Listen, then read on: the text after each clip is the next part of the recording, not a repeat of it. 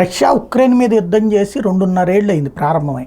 Donetsk, Luhansk, Zaporizhzhia, Kherson ప్రాంతాలలో 80% ఆక్రమించుకుంది Russia. అప్పటి నుంచి చూస్తే ఆ కంటిన్యూస్గా తర్వాత 6 నెలల దాకా మరొక ప్రాంతానికి పాకలేకపోయింది. బాఖ్ముత్ అనేటువంటి ప్రాంతంలో సుదీర్ఘకాలం పాటు వాళ్ళని నిలువరించగలిగింది ఉక్రెయిన్ 6 నెలల పాటు.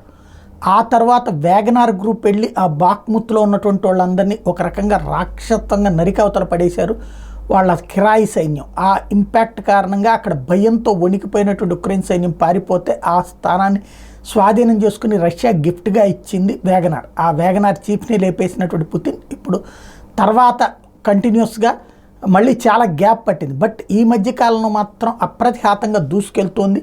మొన్ననే చెప్పుకున్న 4 గ్రామాలంటే ఇప్పుడు తాజాగా 6 గ్రామాలు స్వాధీనం చేసుకుంది. Russian forces have achieved significant gains in Ukraine's Kharkiv region with in 48 hours. తాజాగా Russian army claim to have taken control of 6 villages in Ukraine. Ukraine set more than 1700 civilians were forced to flea in one of the captured villages. ఇది అక్కడ ఉన్నటువంటి 6 గ్రామాలని ఖాళీ చేయించింది Russia. 6 గ్రామాలని తమ హస్తగతం చేసుకుంది. వాళ్ళందరినీ కూడా ఒకవైపుకి తరిమి కొట్టింది రష్యా అని ఉక్రెయిన్ చెప్తుంటే, వాళ్ళందరూ ఆ గ్రామాల్లోనే ఉన్నారు. లేకపోతే ఇష్టం లేనటువంటి వాళ్ళు ఆ ఊర్లు వదిలిపోయారు.